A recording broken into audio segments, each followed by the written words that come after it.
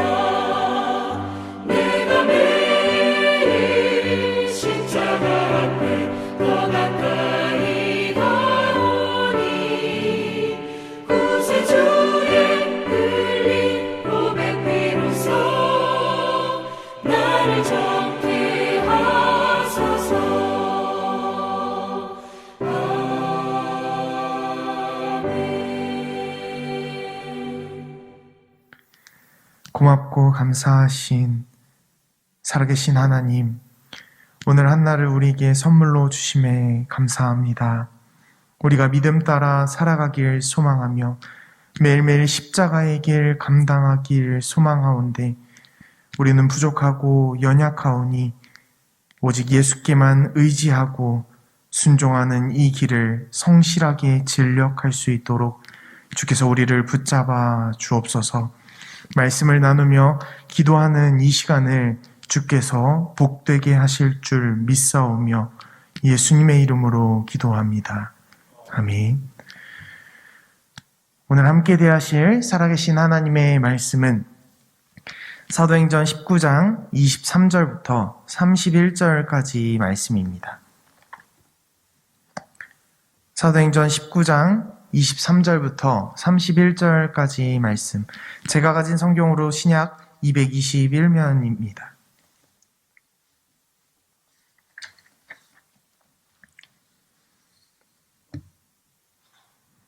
제가 먼저 읽고 교독하신 후에 마지막 절은 합독하도록 하겠습니다.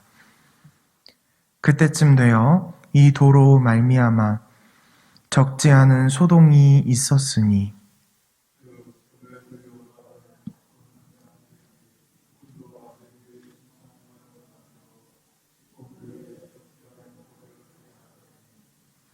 그가 그 직공들과 그러한 영업하는 자들을 모아 이르되 여러분도 알거니와 우리의 풍족한 생활이 이 생업에 있는데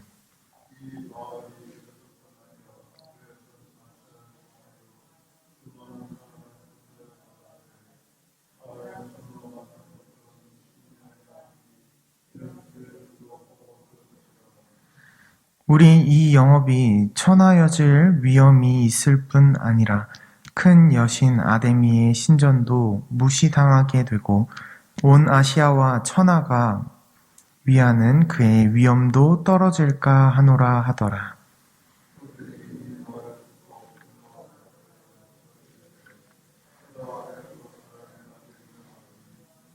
온 시내가 요란하여 바울과 같이 다니는 마게도냐 사람 가이오와 아리스다고를 붙들어 일제히 연극장으로 달려 들어가는지라.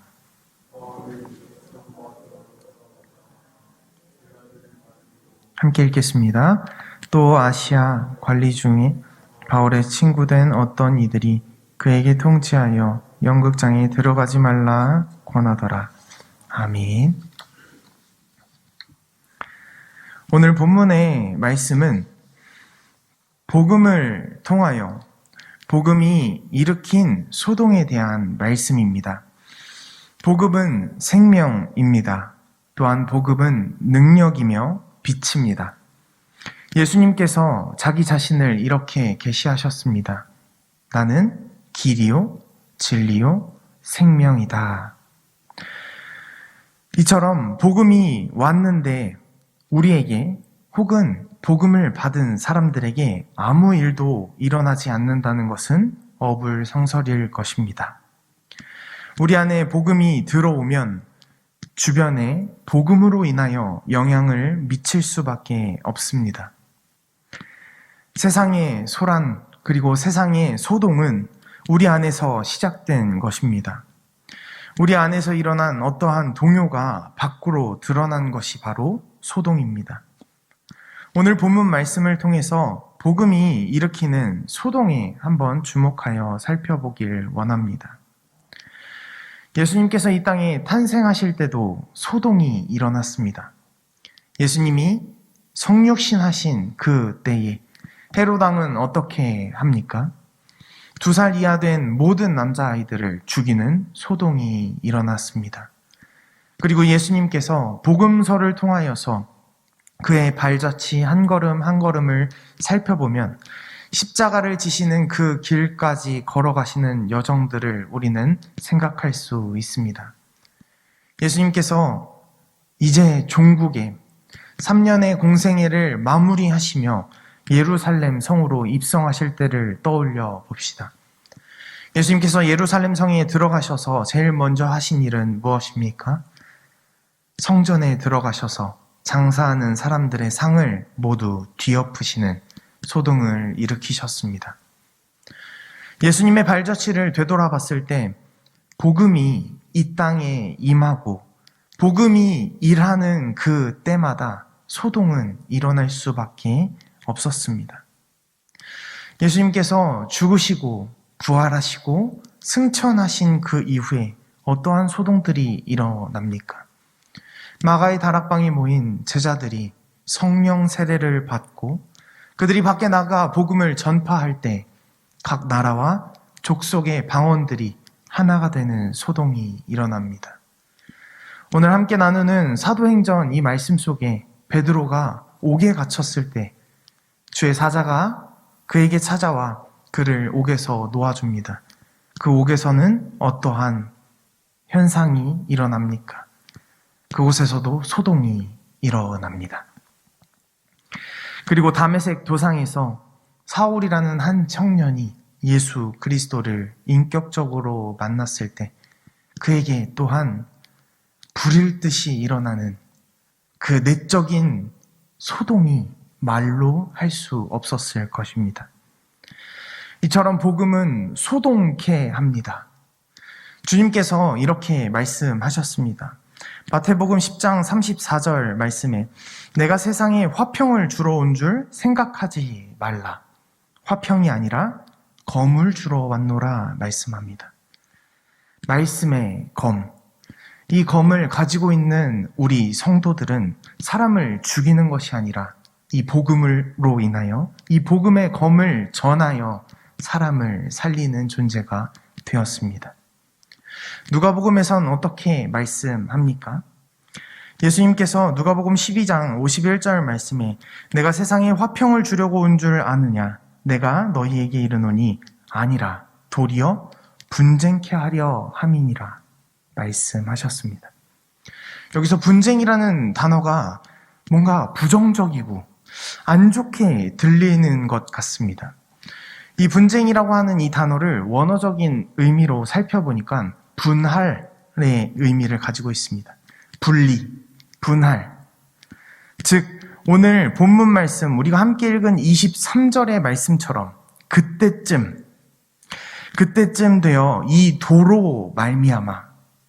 이 도는 무엇입니까? 헬라어 호도스로서 길을 뜻합니다. 삶의 길, 그 인생이 걸어가는 그 길이 그리스도의 복음의 길이라고 지금 사도행전을 기록한 누가는 증언하고 있습니다. 이 십자가의 길, 이 복음의 길로 말미암아 적지 않은 소동이 일어났다 말하고 있는 것입니다. 그렇다면 예수님께서는 왜 분쟁, 분할에 대한 말씀을 하셨을까요?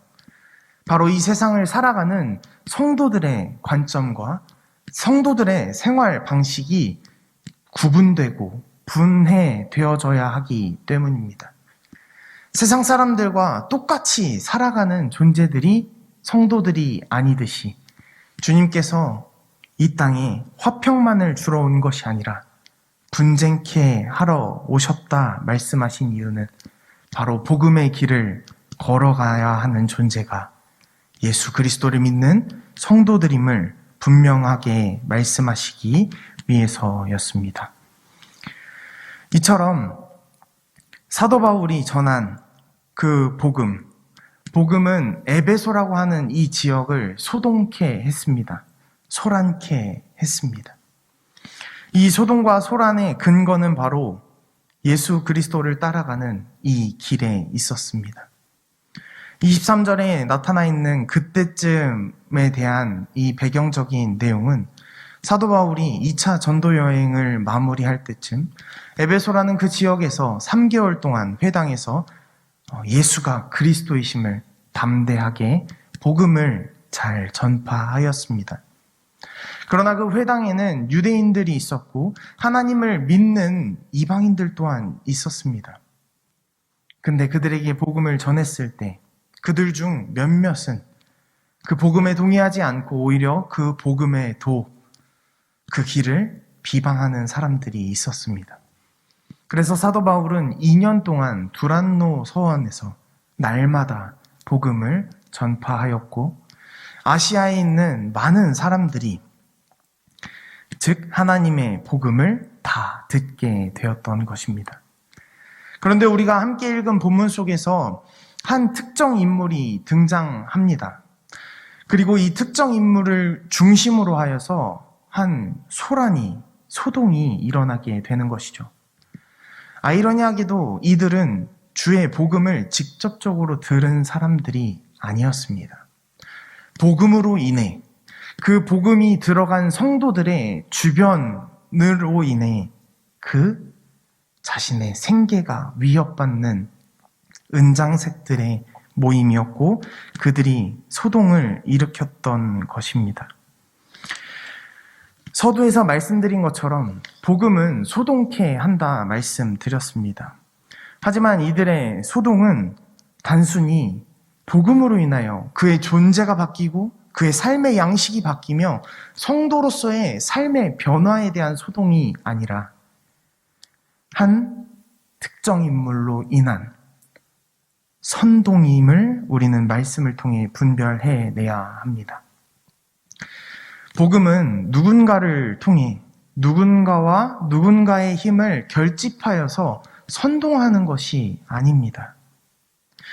그 안에 내 안에서 나의 주인된 내 자아와 복음이라고 하는 하나님의 그 주권이 격렬하게 격돌합니다. 이 격렬한 싸움 가운데 결국 승리하시는 분은 바로 성령 하나님이시죠. 그 성령 하나님께서 우리를 낮고 낮은 그 자리에까지 떨어뜨리십니다. 마치 죽이는 것처럼 말입니다. 하지만 복음은 생명이듯이 우리를 다시 일으켜 세우실 뿐만 아니라 다시 살리시기도 하십니다. 사랑하는 예사랑교회 성도 여러분, 오늘은 한 데메드리오라고 하는 특정 인물이 그와 같은 일을 하고 있는, 즉 생업에 위협을 받고 있는 그 사람들의 연합을 통하여서 복음이 핍박받는, 그리고 복음을 전하던, 바울과 함께 전하던 그 두 사람, 가이오와 아리스다고라고 하는 이 두 사람이 잡혀가는 모습을 나타내고 있습니다. 하지만 우리는 성경을 받은 성도들로서 일의 결국을 다 알고 있습니다. 32절부터 41절까지의 말씀을 살펴보면 그들은 결국 어떻게 됩니까? 35절에 서기장이라고 하는 사람이 무리를 진정시킵니다. 그리고 그 무리들이 잡아왔던 가이오와 아리스다고가 성전에서, 그 신전에서 여신을 모시는 아데미 신전에서 뭘 훔친 것도 아니고 그 여신을 비방한 것도 아닌데 그들에게 죄가 없음을, 그 선동을 잠재웁니다. 이처럼 하나님 그 아들 되신 예수 그리스도께서는 이 땅에 육신을 입고 그리고 태어나셨습니다. 나심받은 그 예수 그리스도는 우리에게 검과 분쟁을 주러 오셨습니다.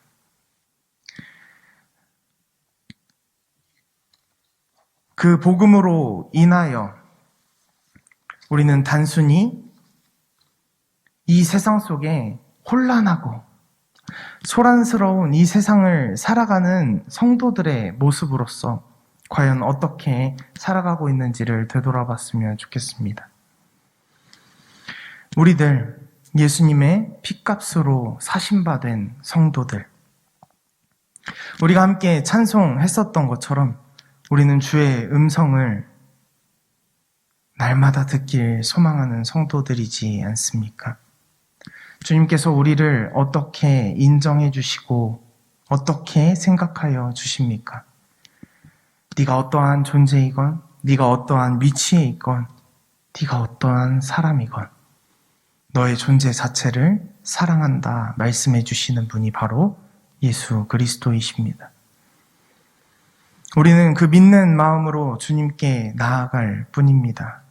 한 걸음 한 걸음 소동을 일으키셨던 예수 그리스도의 발자취, 그럼에도 이 세상과 타협하지 아니하고 분별하며 자기 자신을 거룩하게 하나님께 드리는 산 제물로 살아가는 우리들, 그리고 예사랑교회 성도님들이 매일 십자가 앞에 나아갈 수 있는 복된 주의 성도의 삶 살아가시길 주님의 이름으로 축복합니다. 주기도문으로 예배를 마치겠습니다.